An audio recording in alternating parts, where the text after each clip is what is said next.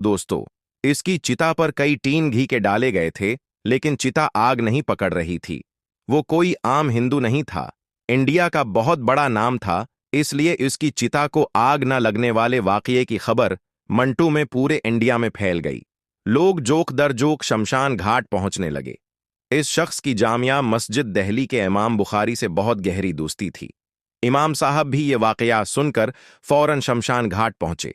उन्होंने उसके लवाहिकीन को समझाया कि उसकी अर्थी को आग नहीं लगेगी, चाहे पूरे हिंदुस्तान का घी उस पर डाल दो, बेहतर यही है कि उसे दफना दो, लिहाजा पहली बार ही एक हिंदू को जलाए बगैर शमशान घाट के अंदर ही दफन करना पड़ा। इसकी अर्थी को आग क्यों नहीं लग रही थी, ये बताने से पहले मैं आपको एक और वाकया सुनाना चाहता हूँगा। नाज़रीन, तारीख और तहकीक के मुताबिक ये रसूल पाक के मदीना शरीफ में हिजरत के बाद का वाक़या है कि एक सहाबी के पास कुरान पाक के चंद औराक इसके घर में महफूज थे कि शदीद बारिश शुरू हो गई।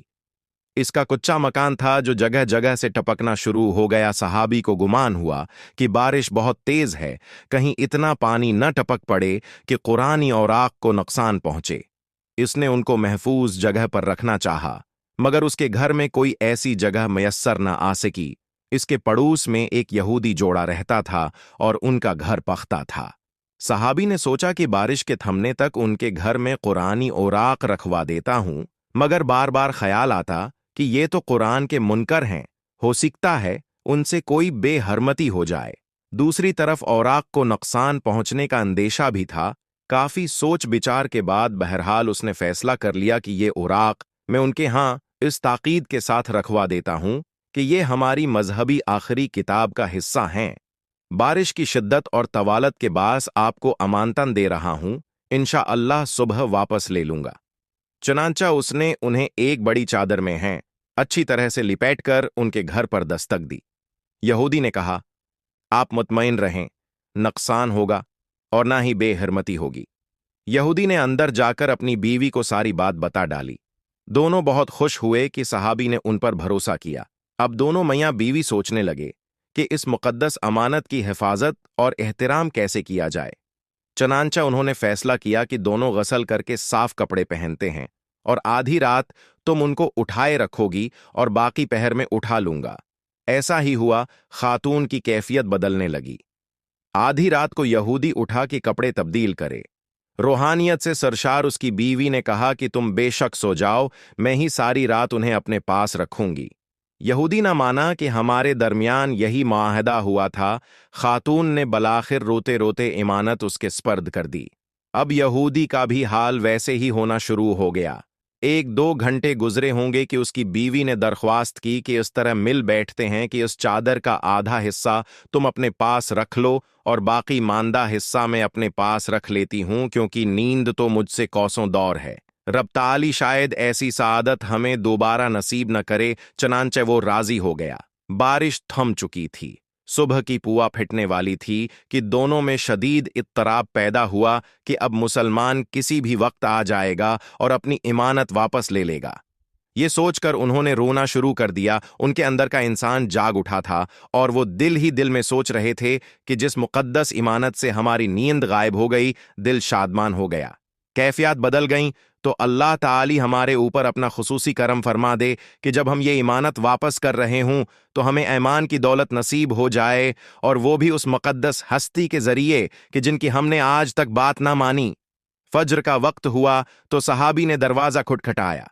दोनों मियाँ बीवी जोर जोर से रोने लगे कि काश आज की रात लंबी हो जाती। बहरहाल दरवाजा खोला और अमानत वापस कर दी। दूसरी तरफ रसूल पाक सल्लल्लाहु अलैहि वसल्लम नमाज से फारिग होकर जो नहीं मस्जिद से बाहर आए तो हज़रत जब्राइल अलैहिस्सलाम को अपना मुंतजर पाया। वो फरमाने लगे कि अल्लाह करीम का पैगाम लेकर आया हूं कि फिलां मोहल्ले में फिलां यहूदी के घर जाएं, वो आपके मुंतजर हैं। चनांचा नबी करीम सल्लल्लाहु अलैहि वसल्लम वहां तशरीफ ले गए। उधर यहूदी और उसकी बीवी सहाबी को अमानत देकर दरवाजे पर ही बैठकर ज़ारो क़तार रो रहे थे कि देखा आप सल्लल्लाहु अलैहि वसल्लम तशरीफ लाए हैं।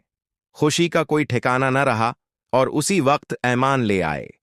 दोस्तों, कुरान पाक के एहतराम का ये तारीखी वाकया मुझे उस वक्त शिद्दत से याद आया जब मैं पंडित नौल किशोर की चुत्ता को जलाने की कहानी पढ़ रहा था, तफसील कुछ इस तरह है कि तकसीम हिंद से पहले जमाने में लाहौर के दो इशाअती उदारे बड़े मशहूर थे। पहला दरसी कतब का काम करता था और उसके मालिक मिसर्ज इत्रचंद एंड कपूर थे। दूसरा उदारा अगरचा गैर मुस्लिमों का था, लेकिन उसके मालिक पंडित नौल किशोर कुरान पाक की तिबात व इशाअत किया करते थे। नौल किशोर ने एहतराम कुरान का जो मियार मुकर्रर किया था, वो किसी और उदारे को नसीब नहीं हो सका। नौल किशोर जी ने पहले तो पंजाब भर से एली साख के हामिल हिफाज इकट्ठी किए और उनको ज्यादा तनख्वाहों पर मुलाजिम रखा। एहतराम कुरान का ये आलम था कि जहां कुरान पाक की जल्दबंदी होती थी, वहां किसी शख्स को हती कि खुद नौल किशोर जी समेत लोगों को जूतों समेत दाखिल होने की इजाजत नहीं थी। दो ऐसे मुलाजिम रखे गए थे जिनका सिर्फ और सिर्फ एक ही काम था कि तमाम दिन उदारे के मुख्तलिफ कमरों में चुकर लगाते रहें कि अगर कहीं कोई कागज का ऐसा टुकड़ा जिस पर कुरानी आयत लिखी हो जमीन पर गिरा हो, तो उसे अंतहाई इज्जत व एहतराम से उठाकर बोरियों में जमा करें और फिर इन बोरियों को एहतराम के साथ जमीन में दफन कर दें। वक्त गुजरता रहा, फिर बरसगीर की तकसीम हुई, मुसलमान हिंदू और सिख नक्ल मकानी करने लगे। नौल किशोर जी भी लाहौर से तुर्क सकूनत करके नई दहली इंडिया चले गए। उनके इदारे ने दहली में भी हसब साबिक कुरान पाक की तिबात व इशाअत का काम शुरू कर दिया। यहां भी कुरान पाक के एहतराम का वही आलम था। इदारा तरक्की का सफर तय करने लगा और कामयाबी की बुलंदी पर पहुंच गया। वक्त गुजरता रहा, नौल किशोर जी बूढ़े हो गए और अब घर पर आराम करने लगे, जबकि उनके बच्चों ने उदारे का इंतजाम संभाल लिया, मगर अदब व एहतराम की रवायात वही रहीं। आखिरकार नौल किशोर जी का वक्त आखिर आ गया। उनकी मौत पर तूल व अर्ज से दोस्त व अहबाब उनके यहाँ आए। बड़ी तादाद में लोग उनके करिया करम में शरीक होने के लिए शमशान घाट पहुंचे। उनकी आर्थी को चुता पर रखा गया। चुता पर घी डालकर आग लगाई जाने लगी तो एक अंतहाई हैरत अंगेज वाकया हुआ। नौल किशोर जी की चुता आग नहीं पकड़ रही थी। मजीद घी डाला है गया, मगर बेसोद। ये एक नामुमकिन और नाकाबिल यकीन वाकया था। पहले कभी ऐसा नहीं हुआ था। लम्हों में खबर पूरे हिंदुस्तान में फैल गई। मखलूक ये सुनकर शमशान घाट की तरफ अमड पड़ी।